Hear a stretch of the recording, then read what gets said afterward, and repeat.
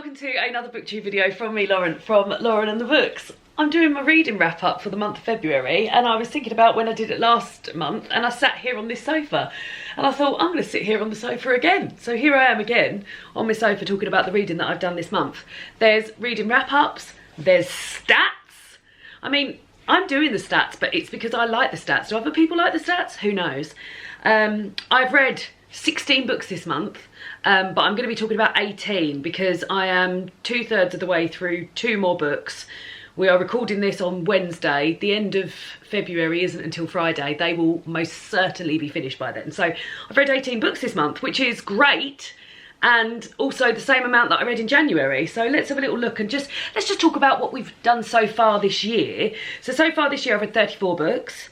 I've read 8,224 pages and 72.85 hours of audiobooks. So that's what I've done so far this year. But if we're to look at specifics for the month, then this month I read 16 books. It will be 18. 3,725 pages. It will be more than that. And 27.05 hours of audiobook, which probably won't be more than that because I haven't got an audiobook on the go at the moment. My top 3 most read moods were reflective. Do a reflective face. Emotional. Do an emotional face. Tapping eyes. And informative. Can I do an informed face? Yeah, there we go. Those are the faces. I read... I mean, what other stats are you interested in? 10 of the books were fiction. 6 non-fiction, with another non-fiction and another fiction to finish. And then 13% of my reading was digital, 25% audio and 63% print. And yeah, she's had 3 5-stars again, guys. Very, very pleased. My best day for listening was the 16th of Feb. I don't know what I was doing then, but I listened to 261 minutes of audiobook. And my best reading day was... oh, it was this Monday just gone. 243 pages I read because David went to the cinema and my plans got cancelled. So I was supposed to go into a friend's for dinner and it didn't end up happening. So I literally just sat on the sofa and read books, which was lovely. So there we go. Those are the stats. Hopefully you're enjoying the stats. But I'm going to talk you through now the 18 books that have been read or are going to be read in February. Delighted as well to announce that I read 18 books in February, and I also read 18 books in January. But also in January, my first read of the year was a 5-star book. My first read of February was a 5-star book. I read I Who Have Never Known Men by Jacqueline Hartman. I read it in a day, guys. I absolutely adored it. It's translated from French. And there's not really much I can say about this book without giving away huge spoilers. So if you are a spoilery, if you're a person who doesn't like spoilers, then take it from me. This is a great book, but come back when I tell you to come back, because otherwise it's just the plot is just one big spoiler.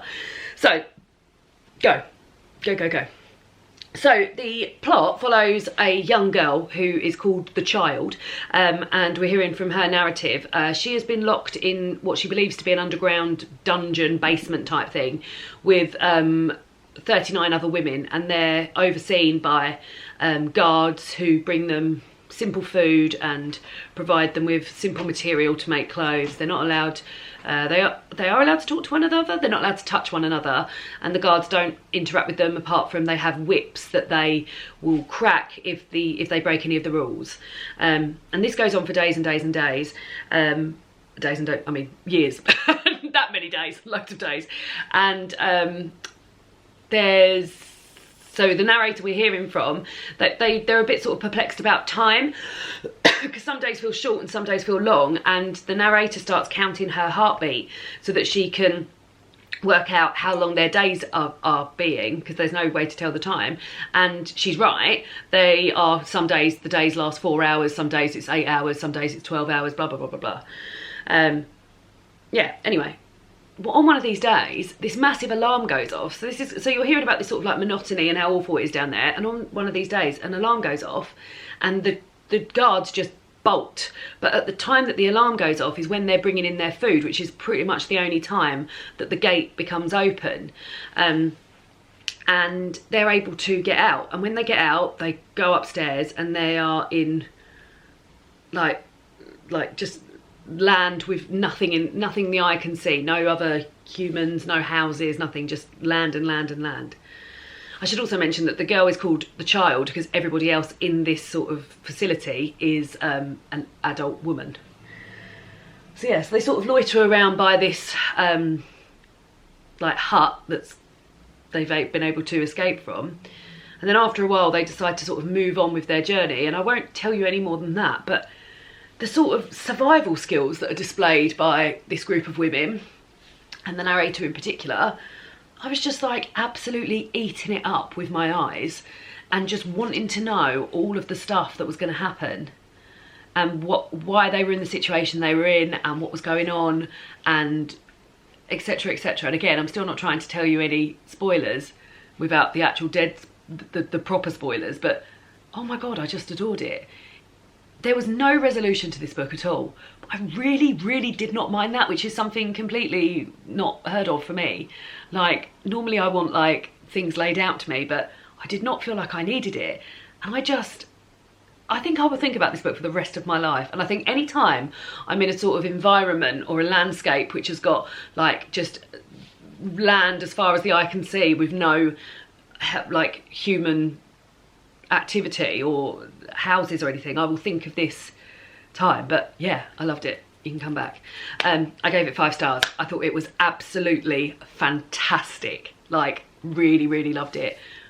One of my favourite books of the year for sure. I mean, it can't be topped, surely. God, I'm having such a good 5-star year. Anyway, that's the first book. We still got loads more to go. The next one was also a 5-star book. It is a reread. It's The Christmas Chronicles by Nigel Slater. This was an audio book reread for me.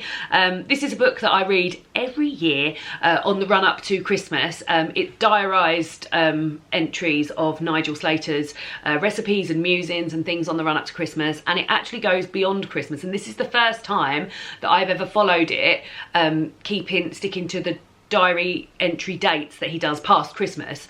So in the run up to Christmas I read them sort of like every day, like whenever there's a diary entry, and then he has sort of like 5 or 6 entries in January and then 1 entry in February, and I read those on the days that they were supposed to be read, and yeah, I enjoyed it. He was off to Japan, he was having a lovely time. But I mean, I love this book. This book is one of my favourite books of all time, so it's always going to be a 5-star, but it's the first time I've read it sort of in time past Christmas. Normally it gets past Christmas and I just blitz the whole thing, but yeah, I laid it out. So there we go, another 5-star.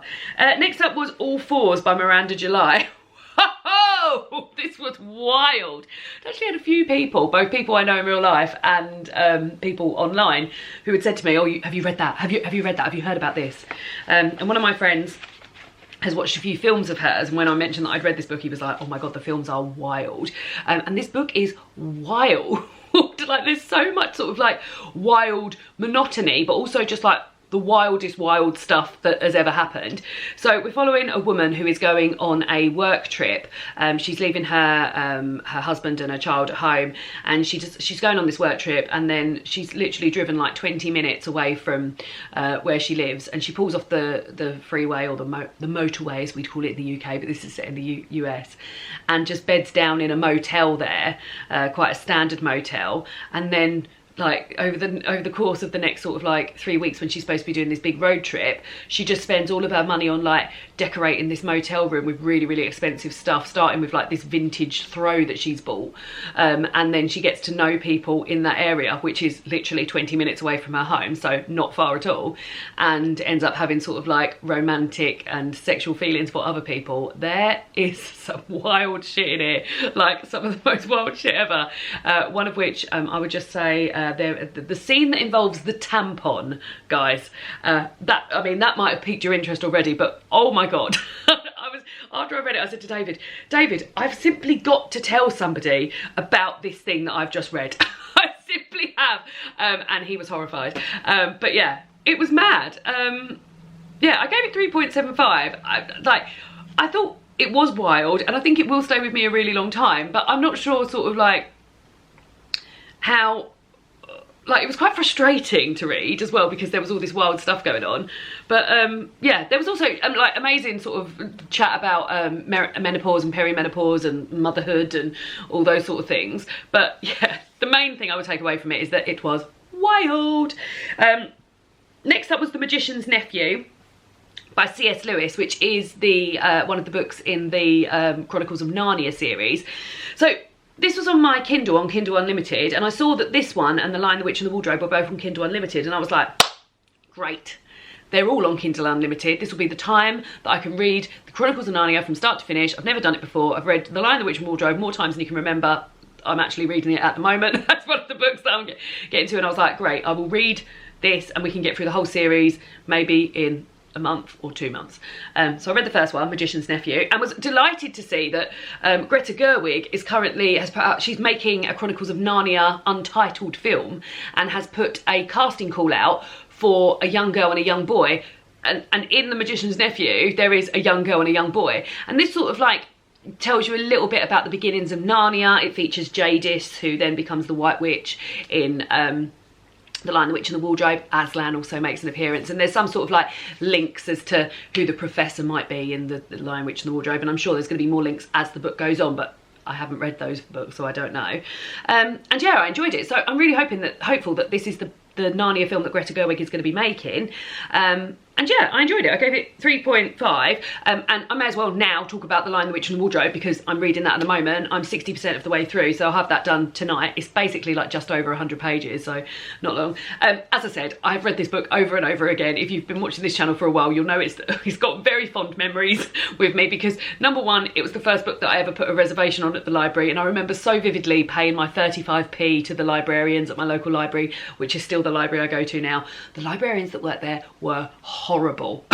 They're lovely now, but they were so horrible, and they would come and tell you, like, you'd be told off all the time, even for sometimes like smiling. I'd be told off for like smiling in the library, which was a shame because they had such a lovely range of books, but yeah, they were horrible. And then also I have a very fond memory because I remember we did a topic. I don't know if you had topics or projects when you were at school, but one of our topics for a term was the Lion, the Witch and the Wardrobe, and we recreated Lucy and Mr. Tumnus's tea party and had honey on toast. It was the first time I had a cup of tea, for instance, and all of these sort of things. And yeah, the scene where they are, where they're with the badgers in the dam, and they are eating, and they've just caught fish, and there's a treacle sponge that's just come out the oven, and oh my god, it's just literally the coziest thing ever. If I could visit any scene in a book, I think it would be that scene. It's just so cozy. So yeah, so I'm having a lovely time rereading that, and yeah, it's one of my favourite books and one of my oldest sort of memories with books as well. So there we go. Then I read, oh, it was a shame because I didn't really get on with this at all. I read Stoneyard Devotional by Charlotte Wood, and I don't know if it's because it has a similar cover to I Have Never Known Men by Jacqueline Hartman, which I, as you know, gave 5 stars. I was feeling really optimistic about it. I listened to this on audio. The audio narration itself was lovely. The woman who was narrating it had this lovely sort of soft Australian accent. Oh, lovely. But the actual story I found quite yawny. So the narrator is staying at a sort of a religious retreat where she goes to visit, and she ends up staying. And then whilst they're there, strange things start happening, like a plague of mice and all of these sorts of things. And yeah, I just didn't connect with it at all. And every time I went back to the audio of it, I was like, oh, maybe now will be the time that something happens and I think, oh yeah, that's really good. But it just never happened for me. So yeah, I didn't get on with it at all. Next up, the first actual book I've got here to show you is The Lion's Den by Iris Mwanza. This is a book set in the 90s in Zambia, and we're following Grace, who is a junior barrister or a junior lawyer. And she's been given her first case, which is to represent somebody called Wilbus Malenga, who is a young lad who dresses up as a girl and works in a men-only bar, and he has been arrested for being caught having sex with a man and put in prison. And then I thought it would be so much about that and the logistics about that, but really that's sort of like it. Wilbus, the character, barely appears in this, which really threw me because that's what the whole blurb is about. And yeah, I mean, some really shocking and awful stuff happens. I just didn't love it. Like, it was fine, but I didn't love it. And it just felt a bit disjointed for me, maybe. That being said, I wonder if it might be on the Women's Prize for Fiction long list. Because I think it's a great premise. And I'm sure a lot of people might have connected to it with me much more than I have, but there we go, that was that. Then I read the third 5-star book of the month, the last 5-star book of the month, Half-arsed Human by Lena Norms. Lena has a booktube channel, you'll all know her, but she's written this amazing, amazing sort of self-help book, if you will, how to live better without burning out. And I just picked up oh, there's my bloody check that I've been looking for. So many tips and checks, because I've just got a check out there, about sort of like doing your best, basically. And already, like this month, this book has had an effect on me, and I think it will continue to have an effect on me. And this is something that I'm going to sort of pull off the shelves and look back at and read and reread and things. But one of the things that I sort of decided to do, so earlier this year, I heard about something called 1,000 outside hours, which is something where you try and spend 1,000 hours outside. So that might be just having a lovely time sitting in your garden, might be going for walks, might be playing sport outside, might be reading on a bench in the park, just being outside, which is definitely something David and I do not do enough of, particularly when it gets to the summer. And I was like, what a wonderful target that would be. David and I are currently working our way through a walks book and doing these 40 walks in Kent, doing those mostly on Friday reading vlogs. And I was like, yeah, that would be great. I'll tell you what I'll do, as we've missed the first month, what we'll do, we'll start in March, because then that's 10 months and that's 100 hours per month. And I'm very, very guilty of sort of trying to neaten things up into like compartmentalising stuff. And what I read from reading this is just go for it. just go for it and do as much as you can, as often as you can, but don't beat yourself up over your efforts, because you are making an effort to do something. And if I wasn't doing the 1,000 outside hours, then potentially I wouldn't be making the effort to go and do these walks whenever I'm doing a Friday reading vlog around Kent and seeing different parts of Kent that I've never seen before. Or potentially I wouldn't be taking my dinner down the beach once or twice a week when it gets to the summer, so I can sit and eat dinner down the beach. Or I wouldn't be sitting outside reading a book, or I wouldn't be walking to meet my niece from school and then thinking, oh, let's go for a walk around the block into the park just to do an hour. So yeah, it was very much sort of eye-opening, and to me, and sort of like, I'm an all or nothing person a lot of the time, and it really spoke to me in terms of like, you don't have to be an all or nothing person. You can do as little and as often and as much as you can. But yeah, there's all sorts of different great bits in here about being a half-arsed vegan, half-arsing with your body and half-arsing your home and stuff like that. Like, yeah, really, really, really, really, really great. Like, this is, and it really spoke in Lena's voice as well, which I love, and the illustrations are just like her having done them on a computer, half-arsed them. Yeah, I loved it. I really, really loved it. Really, really, really loved it. My sister-in-law wants to borrow that, so I will lend that to her. Next up was a book called Fire Exit by Morgan Tauti that I got. It was on somebody's best books of the year last year. May well have been Simon's. And it follows a white man who lives across a river from a reserve, and he has links to this native reserve because his mother, who is also not native, his stepfather was native, is what I'm trying to say to you. And he was in a relationship with a woman, and he had a child with that woman, but she, in order to get her daughter a sort of better life, married a native man. And now this man that we're following the story of has nothing to do with his daughter, but he's able to see his daughter's life across this river. So there's a lot of stuff going on with there, and with mental health and things. And also his mother is currently sort of degenerating her Alzheimer's disease gets worse and worse as she goes on, and you're finding out what that is like for him, looking after her and trying to have a life and things like that. And yeah, I remember reading it at the time and feeling like these massive sort of like undertones of sadness the whole time, and it was just written really sort of like in a still way, where you were just sort of taking it all in about these sad moments of his life. So yeah, it was interesting. Would I recommend it? I don't know. If you like sad books, yeah. There we go. Next up was Margo's Got Money Troubles by Ruthie Thorpe. I listened to the audio of this, and it's narrated by Elle Fanning, who is one of my faves. One of David's favourite films is We Bought a Zoo, and Elle Fanning in that is so adorable, and I really like that. And she was also in Ripley last year, which we really enjoyed. But yeah, she narrates this book, and it's about Margo, who has just found herself to be pregnant and is making a life for herself and her child on OnlyFans. And it felt like a really modern take on sort of like motherhood and providing for your child and what you will do for your child, and how people can sort of scoff at what you might do in order to provide for your child, but why, when you were able to have a life that you probably wouldn't be able to have had you not be, in this instance, performing on OnlyFans. And yeah, there's a whole host of sort of like supporting characters around her that have also got different things. There's sort of references to sort of drug use and things like that. And yeah, I really enjoyed it. I was thoroughly entertained by the whole thing. And yeah, I think maybe because it's so removed from my own life, I was like so interested in it and so interested to find out what sort of decision she was going to make. But at no point did I think, oh, you daft cow. Like, I was really like behind her and with her decisions.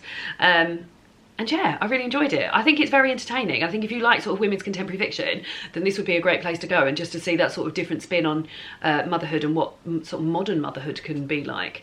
Yeah, I enjoyed it a lot. And the audiobook was great, so would recommend. This may well be on the Women's Prize for Fiction long list. It may well be. Next up was The Poppy War by R.F. Kuang. So R.F. Kuang has written a series, has written 2 books that I absolutely love, Yellowface and Babel. Both of which are like in my top 10 books of all time, I would say. Babel, definitely love it.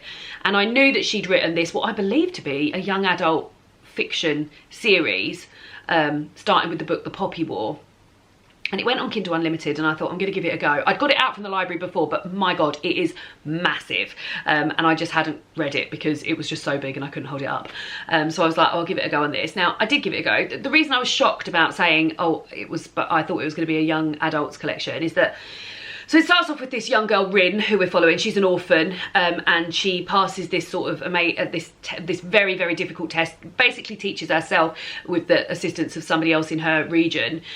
She's from a very poor region where nobody gets to go to this special school that she's passed this test in order to get to. And then when she gets to this special school, she's able to learn how to be basically a super soldier. And there's other stuff involved in there, and you have to sort of pick a discipline that you want to be involved in. And she goes down a sort of unorthodox route in order to do that. And the school stuff was fine. There was a lot of violence and stuff, but then when the actual war stuff started happening, the atrocities and the things that Rin sees and experiences, and us having to us experiencing them because Rin is experiencing them, this has happened to me twice this month, that I was sort of, the books that I was dreading going back to because I just knew how much horror was in this book. And sadly, I will not be carrying on with the series just because I've just found it so traumatic. Like, the whole thing was so traumatic. Like, the things that she went through, the things that her peers went through, the reasonings for this war and stuff like that. It was just horrific. So yeah, which is also disappointing because that means that I will never finish all of R.F. Kuang's work, which was something that I hoped to do. She's got a new book out this year, and I was really looking forward to reading that. And I was thinking, maybe this will be the year that I would love to, in a year, at some point in my life, read the whole works of an author. And I was thinking, oh, maybe this year could be that year for R.F. Kuang, but no, sadly not. So that's the first book that happened to me this month. There's another one a bit later on. Then I read a picture book, a board book, called When the Stammer Came to Stay by Maggie O'Farrell, which is about 2 young sisters. Love books about sisters and cousins and just sort of like female family relationships. Love them. And they're both very different, and they've got this lovely sort of like, you know, the setup, a line down the middle of the bedroom, and one side's really messy and one side's really tidy, and blah blah blah blah blah.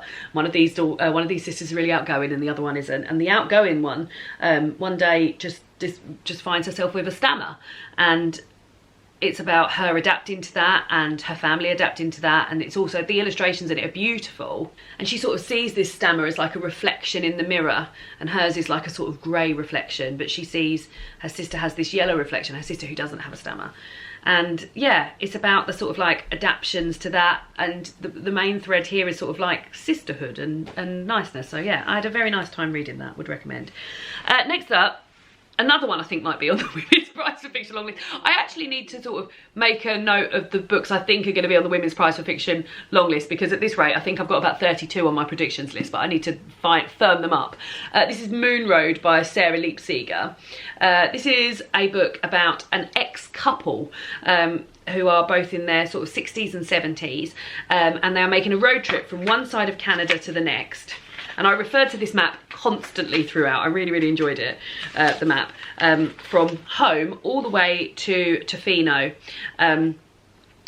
all the way across. And I really, and these sort of place names are really dropped in as you go, so you can go and see how far they're getting on with their journey, and oh yeah, they're between Winnipeg and Broadview and blah blah blah. So really enjoyed that. But the reason they're making this journey is because their daughter went missing when she was in her early 20s and living away from home, and there's been some bones discovered which they think might belong to her. So they've made this journey, and a sort of unnecessary journey really, because they could have done the DNA test sort of from afar and sent the results through that way, but they both go on this journey, and it's about them sort of like reconnecting, and they're both in a lot of pain. There's a lot of stuff about tooth pain, and he's got back pain, and yeah, it's just about sort of like an older couple and their interactions, and the fact that I found it very interesting that they used to be a couple, and that was quite an interesting dynamic as well. So yeah, there was just a lot in here that sort of interested me and felt sort of like unusual from the maybe road trip novels I'd read before, or maybe the dead daughter stories I'd read before. Like, it just felt a different dynamic to it. Yeah, could be on the Women's Prize long list. Could be. Then I read How to Winter by Kari Leibovitz. This was my Patreon book club book for the month. The theme was winter, and there was a non-fiction book, and then there was, I think it was a short story collection that was also on there. But this one, it led to a really interesting discussion, because I am a winter lover. Winter is my favourite season, but there was plenty of tips in here about how to get through winter, and I really looked at those tips and sort of thought about how I could flip it to build a sort of summer survival plan. So I was reading this, sort of appreciating everything she was saying about winter and all the wintry lovely places she was going to that I'd love to go to, like Tromso and Iceland and Finland and Canada and all of these nice places. And I was sort of looking at that thinking, oh yeah, I'd like to go that. But then the tips she was given at the end of each sort of section, and I think I'll go back and refer to these sections, were I could flip those and make them into like summer tips. So for example, I've just opened it on the chapter, what chapter is this? Leaning in, lying down.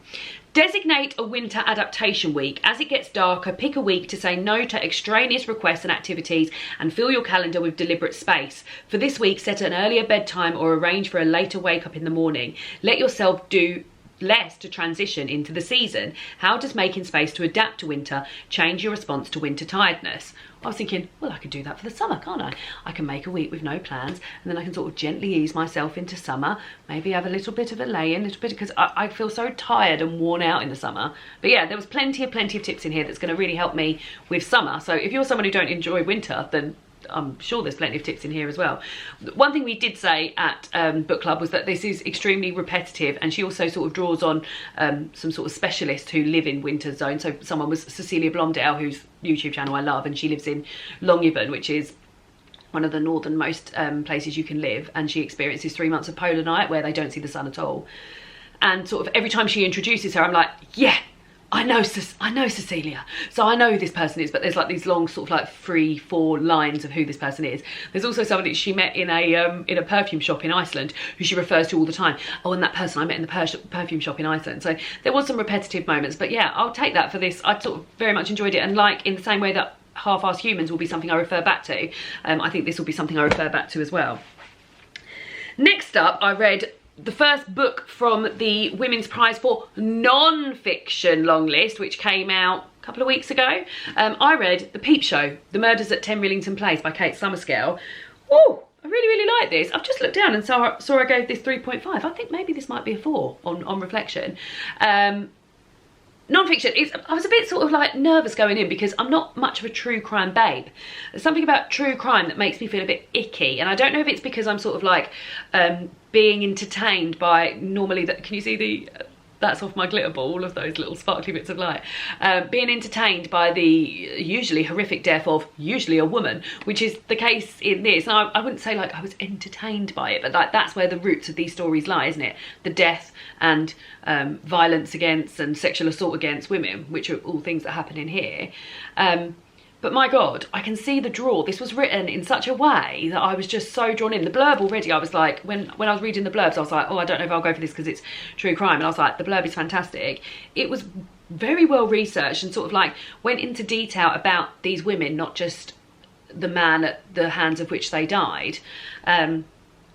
And there was also a lot in there about abortion, because this man was sort of posing as somebody who could give somebody an abortion. And because abortion was illegal at the time of these murders, which was in London in 1953, and beforehand, because there was more murders, there's a lot in there about what it's like to be pregnant when you don't want to be, and to try and get an abortion when they're illegal, and having to sort of put your hands into those who are not very trustworthy, and that sort of thing. And also it's a lot to do with living arrangements at that time in London. It really felt a lot like Call the Midwife. There was a lot of like people living in tenements and looking out for one another and stuff like that. But yeah, I thought this was great. I really, really thought it was great. And a few people have said to me that Kate Summerscale's stuff's really good. There's 5 more books from Kate Summerscale. The Queen of Whale K, The Suspicions of Mr. Witcher, which somebody did recommend to me, Mrs. Robinson's Disgrace, The Wicked Boy, The Haunting of Alma Fielding. But yeah, thought it was great. Need to go back to the library because there's 5 reservations on that. Then I read Am I Having Fun Now by Susie Ruffle. This is Susie's memoir. Susie is a comedian in the UK, a queer comedian, and she does a podcast that I listen to called Like-Minded Friends with another queer comedian called Tom Allen, and I find her very funny, and I find her very, oh, look at that sunshine, very sun. I feel like I'm in a spotlight. I find her very funny and very sort of relatable. She's from the south of England, so she's from Portsmouth, which coincidentally was where my sister went to university, and yeah, it sounds as though our sort of like similar upbringings in terms of family setup. And yeah, it's her memoir about her life, but sort of told from the viewpoint of being a massive worrier, which I'm definitely shrugging off, but it's somewhere where I've been in the past. And how she sort of like any sort of bad thing that happens in her life, she puts it down to something that she's done and all these sort of things. And she also sort of interviews sort of experts at the end of each chapter. Elizabeth Day is somebody she interviews. Laura Bates is another person she interviews. And yeah, I thought it was a really good take on a memoir, plus with those little bits at the end with the experts. I enjoyed it a lot. It's not out until the 3rd of June, so you've got a while yet. Am I gonna have to move a bit because of that light? I think I have. But yes, I enjoyed it, and I will be lending it to my sister because she likes it too, and she's a worrier too. Then I read, so the last book I've actually finished, and this is the book I was alluding to when I was talking about the Poppy War, how I'd had 2 books that had sort of like been very hard to read, and the next one was Ootlin by Jenny Fagan, whose book is also, she's also on the Women's Prize for Women's Prize for Non-Fiction long list. This is a memoir about Jenny's time spent in care in Scotland, up until when she's 16 and she leaves care. And my God, it was, I was listening to the audiobook, so I don't know if it was something about, so it isn't narrated by Jenny, it's narrated by somebody else who's got a very, very soft childlike voice, so I think that made it harder to listen to. But my God, the awful things she has to go through at the hands of people who are supposed to be providing her this care. Like on multiple occasions she's looked after by women who withhold food from her, wash her mouth out with soap, just awful sort of things that you hear that happen in like Victorian horror stories, like that sort of thing. And that was happening like to her, and her trying to sort of find a place in this world when having experienced all of that and feeling pretty worthless, because of course you will, because you've been treated like that. It was just so hard to sort of go to every time, because it was relentless. It was so relentless, like the way she was treated, and so upsetting that every time I sort of went back to it, I was like, oh no, I've got to hear these awful things about Jenny again, and like all the things she's experienced. And like, that's really awful for me to say because I'm only listening to it. Jenny's actually been through it.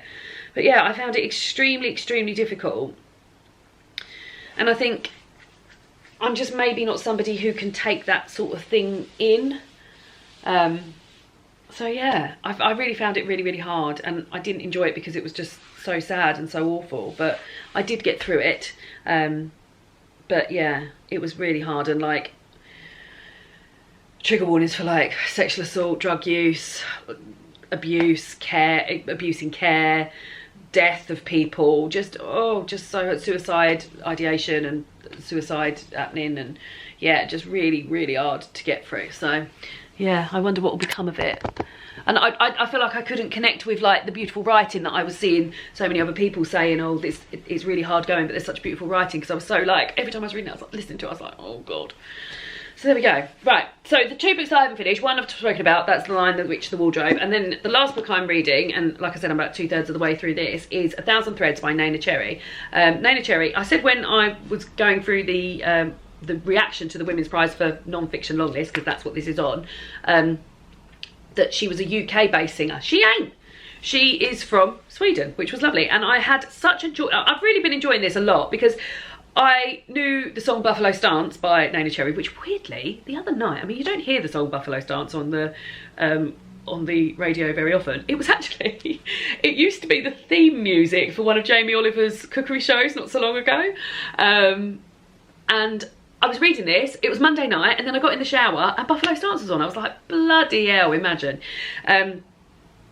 So yeah, I was familiar with that song, and I'm also familiar with her brother Eagle Eye Cherry, whose song you might be more familiar with. Save tonight, we're gonna fight the break of dawn, gone tomorrow, tomorrow I'll be gone. But it's all about her childhood, and I mean now she's just about to, she's in her early 20s, but like her childhood, living with very sort of bohemian and artistic and musically talented parents.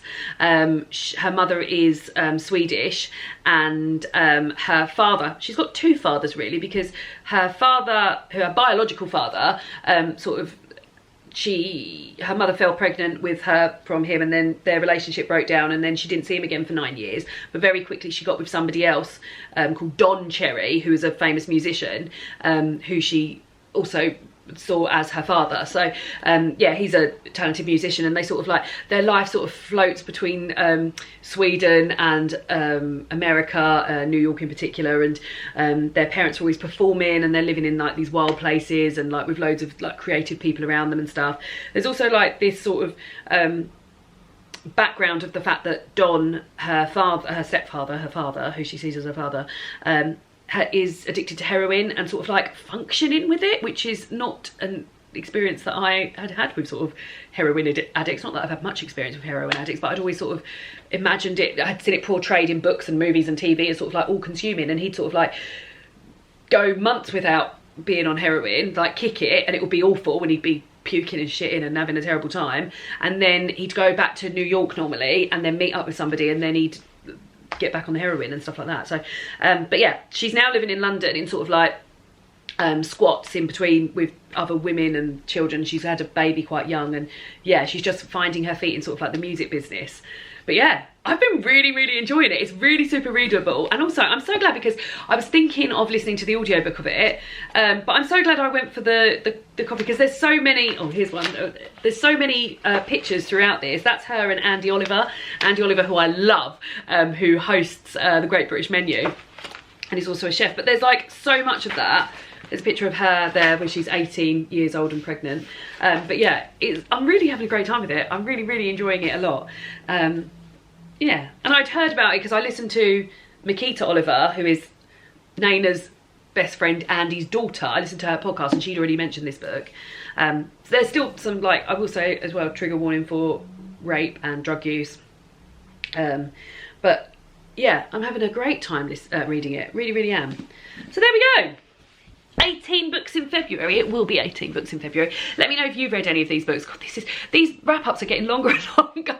I think it's nice because I feel like I just sort of like chat about the book and around the book and plot points and how it made me feel and stuff like that. So let me know if you've read any of these books. Let me know how your reading was in February, and I'll see you all on Sunday for my Irish Readathon TBR. See you then. Bye!